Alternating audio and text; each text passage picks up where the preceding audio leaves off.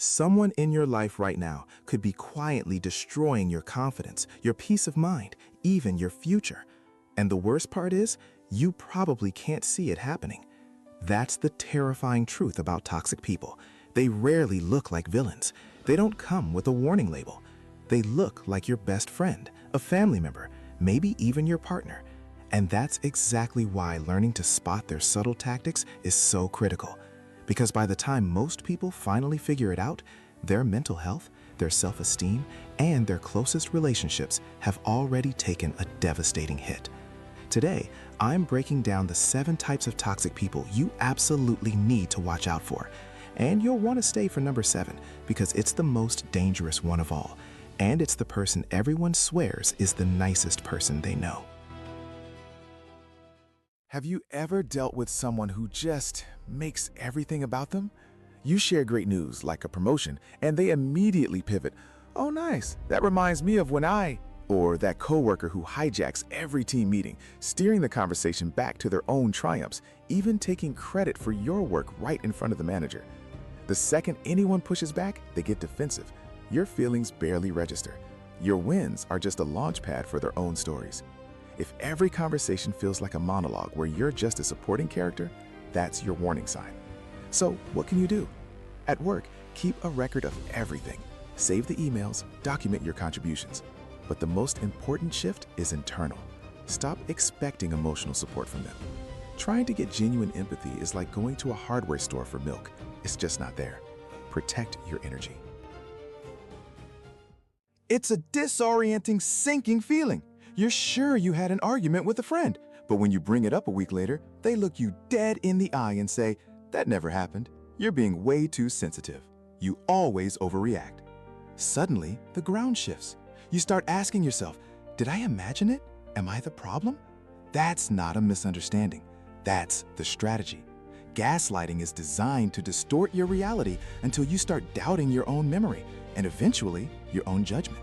The biggest red flag is constantly walking away from conversations feeling like your feelings are wrong or finding yourself apologizing for things you didn't even do. So, how do you handle it? Keep receipts, save the texts, write down important conversations, and reality check with people you trust. Gaslighting thrives in isolation. It falls apart in front of witnesses. Don't let anyone rewrite your reality.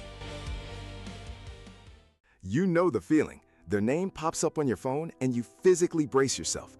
That's an energy vampire. They're permanently negative, complain constantly, but never want solutions. They just want an audience for their drama. It's that coworker who stops by your desk daily to vent. The job is terrible, their relationship is terrible.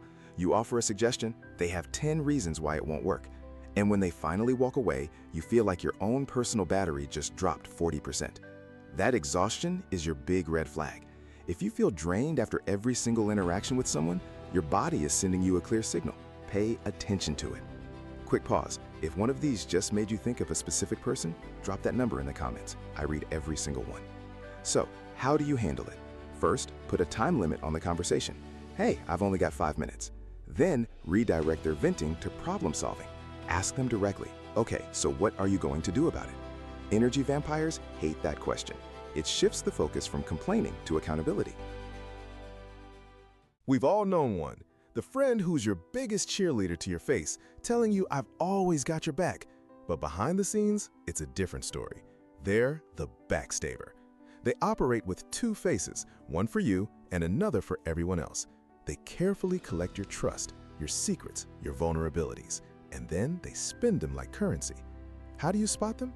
It's that sinking feeling when things you told one person in confidence keep coming back to you from other people.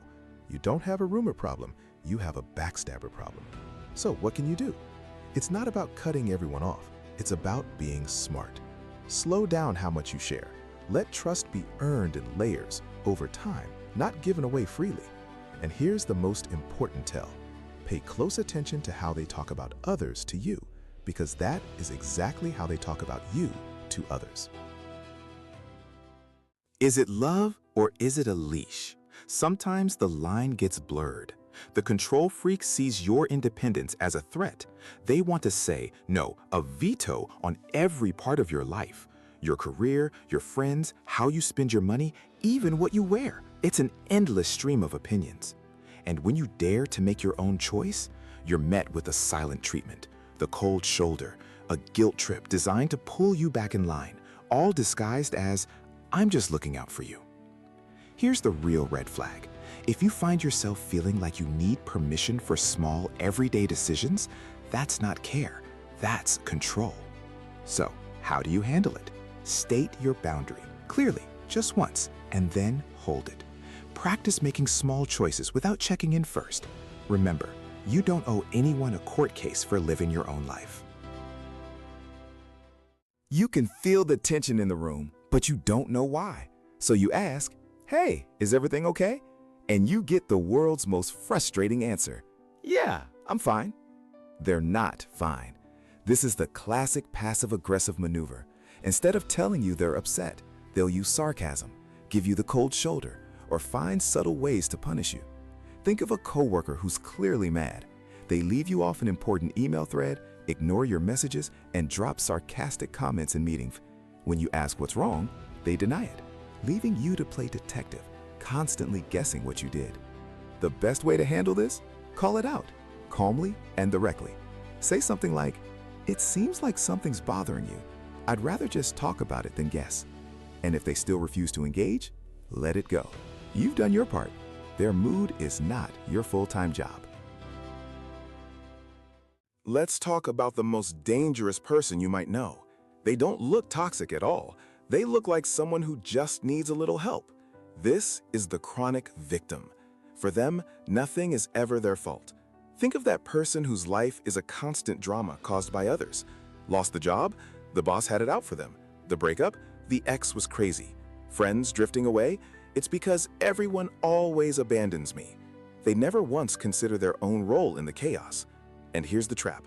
The moment you try to pull back, they hit you with, "Wow, I guess I can't count on you either." And that manufactured guilt makes you run right back. The biggest red flag is that constant feeling of guilt around them. So learn to offer empathy without ownership. You can care about someone without carrying them.